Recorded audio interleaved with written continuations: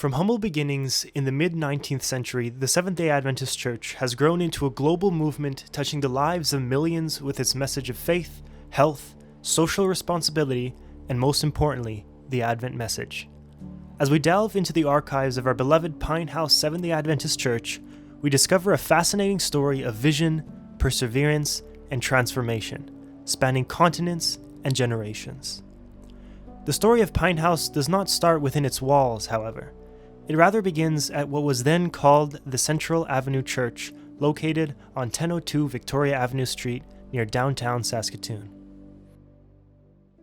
Saskatoon Central, which was what it was called before Vic Ave, was built around 1952-53. The first church service held in the new church was on February 14th of 1953. So it just had its 70th anniversary. People that were involved in the building of the church you could recognize some of the names like Alex Dabrowski, Bill Brooks, who is Janet Marcoux' father, Kalidas, Kasarubas, a lot of families that still have a presence in our church today.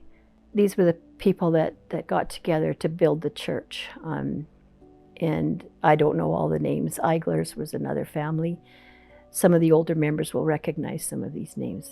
There is one picture that hopefully we can show that shows the roof going up on the new church. From the first Sabbath at Saskatoon Central Church on February 14th, 1953, the church congregation started with a healthy number of members and families eager to worship together and spread the gospel message throughout their community.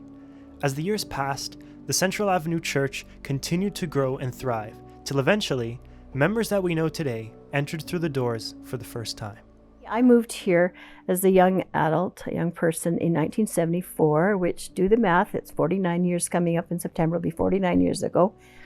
Well, it was Central Church. It was around 1977 or just a little before that. Yeah. I was a member of the United Church first, and Glenn had been a Seventh-day Adventist since Barbados. Mm-hmm. But he had kind of fallen away. Yeah. So I asked him, what's your church like? Let's go and find out. So we did. After we had talked about some things, she wanted to see what it was like at the church.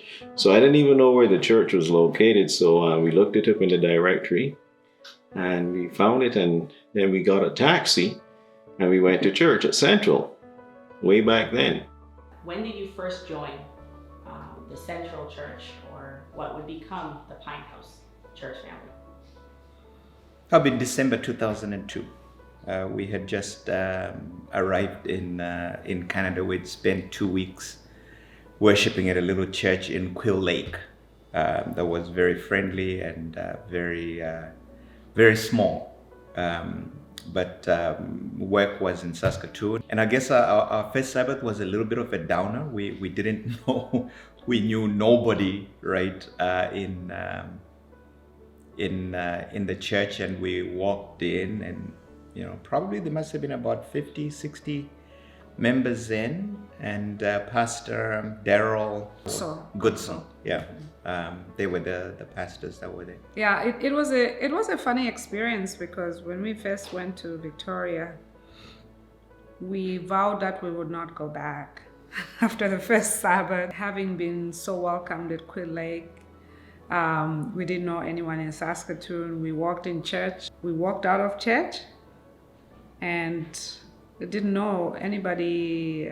We didn't feel that love that we had felt at Quill Lake. And I remember that Sabbath afternoon, we were just driving around Saskatoon, driving and wondering, did we make the right choice? I found that moving to a new church where people didn't know me, I knew one person, that was Rosalie Eskelson, Rodney's mother, and we became lifelong friends from that point.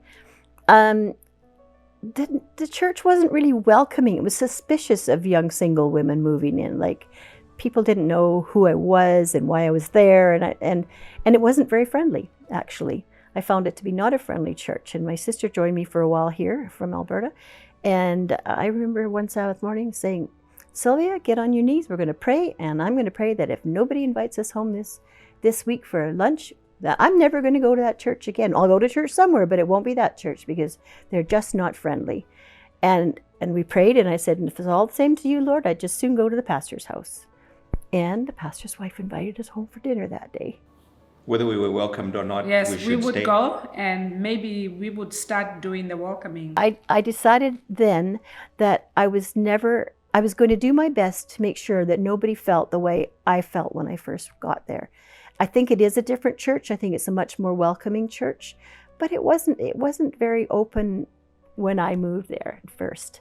But then I've been a part of it for many years, and there's been a lot of growth. I met my husband. He was baptized in that church. Both our children grew up in the church, were dedicated there. Both were baptized there, and it's really been our church home for many, many decades now.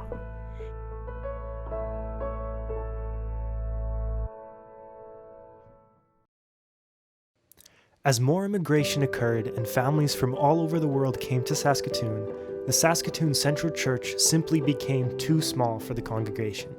The thoughts of moving elsewhere began to seed. The church building became just plain too small for our congregation, which is why we started looking, or the church leaders started looking for a new church we could buy, or talking about building, but they were more interested in buying an existing church. And that's when the Meewasin Valley United Church came up for sale, which is now Pine House Drive. Because Saskatoon Central was just way overcrowded. There was not enough space, and sometimes people would come and they'd look inside and they'd just turn away because there was literally no space. If you weren't there early or on time, there was no room. I think Pastor Harwood, of course, was the main driving force, and bless his heart, he started looking, and he lived over this way, and he saw this church was pretty empty, and he started coming to church here, and there was 4 people attending church in this building when he came. It was pretty much abandoned by the church that was owning it at the time, and I think Pastor Harwood was searching. He was put on a search program by God. And he lived in this area too, so that made it easy to find. We were excited to get a bigger youth room when Pine House started opening up, and I remember I think it was Pastor Edison, who was there. He and the wife, I know that he passed away already, but he was one of the people that was really there with us throughout our transition. We really engaged with him, going about what color is a youth room gonna be like, and we helped kind of paint that. I'm not sure whether it's the same color now as it was before, but I know that we painted it at one time. We went there on a Sunday and we just started painting, and then it was like a little home to us. I remember is when we went to the church. I think the first time we went to it, we explored like the back thing, because there wasn't any, I don't think there was anything, it was just gravel, which it is now too, but it just felt more open because there wasn't even the apartment buildings that are at Pine House now. So it was just big empty lot, and then we went in. I was just thinking, this church is huge, like there's not enough of us to fill this church. I was thinking, what are we doing here? 3-line pews. Yeah, because we did. Because it was just one aisle. Oh, we did have like all the pews too, so it was just a really big open space. It's all different. Yeah. So as the renovations happened with Pine House, and we started to make it into what fit for us, have you felt that we've captured the essence of the church in the life of the building? Mom wanted to talk. Yes, I think we have. I think Pine House has now become a lot more family friendly. It feels like it's our home now. Whereas when you first left Central to Pine House, maybe some people thought, oh, we're going to a bigger church. It might not feel the same. Might not have the same type of, vibe that the whole church had. But I think now over time, it's grown. And it feels like this is like the main church in Saskatoon. Everyone, when you go to it, you know Pine House, so everyone comes here. Within 3 years, I think it was the era when Pastor Doug was there, we had to put chairs in the aisle, right? Because the church was too full, right? And out of that, some people decided they needed to go back to Vic Ave, right? But still, the church was bursting at the seams. The members that were not even thinking about coming to this part of the world started to come. And for example, like I think of the Moldovan community, can think of people from the Ukraine still coming, from the African community, from the Philippines, the West Indies. Like, it was very difficult to find Jamaicans in this part of the world. Still very difficult to find Barbadians, you know. But again, we've seen the diversity within the church and how the shift has happened, you know, based on the dynamics. And I think the advantage that we do have, in spite of our challenges, it is good to be diverse, because it also helps people when they come to the church. It is not like one group per se.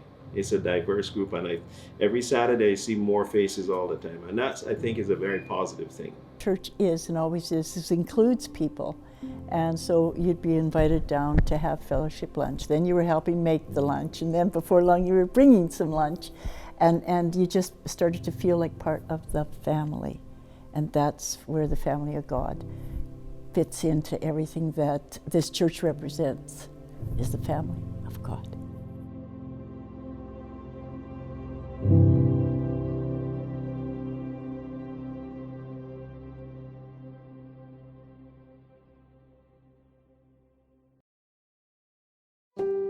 As Pine House grew over the years, so did our number of activities and memories we shared together. I love, and I know that people love children singing and young people singing, and our youth groups are so vibrant in their music parts, and we have piano players, organ players, you know, flutes, all kinds of, you know, Ludmilla is just a blessing to this church in her knowledge and sharing of musical instruments, and including people because of that.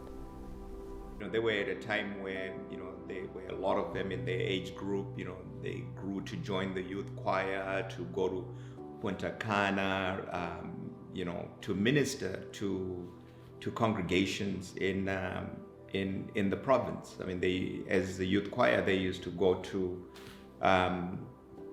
Stanley Mission, right, and see an aspect of life that they were not necessarily exposed to. You know, go to Yorkton and to North Battleford, and I think learn the idea of mission. So I think from a family perspective, I think it's centered us in terms of, you know, who we are, and you know, the importance of worship. And I remember when we went to Vancouver, we had like 45 youth, and the people at that church thought we were coming from a university, because it's very rare that you have a church have that many young people. So I think we have really been blessed to have a lot of young people in our church. Yes, it's sad to see them when they grow, and now we know that the Michaels, Wadzi, Tara, Wezi, they've moved on. But, you know, at that point when we were there, it was good. You know, they kept going. We have younger people who have grown up, who have taken up those roles, and because they have seen, so it's really been a great blessing. And just not necessarily for us adults as well. You know, we always have something that is going on. Things like that we see now, Cultural Day. We know when fall is coming. You're looking forward to that. You're looking forward to the Thanksgiving. You're looking forward to all those programs that are going on. So I think Pine House generally, for our family, has been a blessing. The first vacation Bible school, my kids loved it. They were included in all the activities. You can see videos and pictures of little Astrid, 1-year-old, singing and jumping or trying to run as fast as she can. So that actually started building a community, a family. Then during the pandemic, when everything was just locked out, coming back to church, we realized that everybody was feeling that we're missing that family relationship. What I like about the women's ministry and the deaconesses is that if anyone is sick or have a child or in need of anything, we come together as a group and we provide food. We go see what they need. So if they need a day of cleaning, a day of laundry, or a meal, we chip in, and I really like that. I've never seen it elsewhere that I've been, and it shows this unity that we have, and it's that familyness that really bonds us, and that's something that I really like and appreciate of Pine House Church. It's a challenge out there right now. So we, the people, have to expect or hope that the Holy Spirit will work on each of us as we move forward, because that's how, like when the disciples were as one, it's amazing what they could do then. And likewise, we as a church, we have to become as one as we move forward. Matthew 5:15. You are the light of the world. A city that is set on a hill cannot be hidden. Nor do they light a lamp and put it under a basket, but on a lampstand, and it gives light to all who are in the house. Let your light shine before men, that they may see your good works and glorify your Father in heaven.